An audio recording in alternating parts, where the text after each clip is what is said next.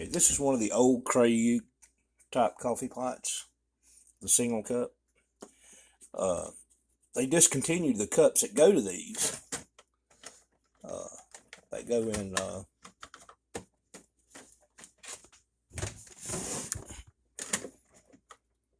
machine.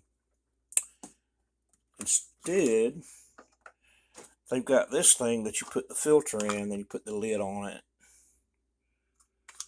You fill it full of coffee grounds and put it in there and make your coffee.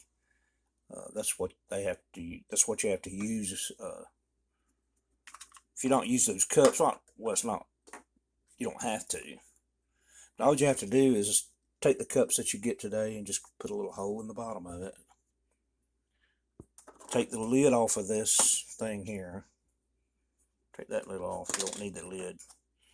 Put it back in there. And then close it down and do your coffee just like you normally would with the original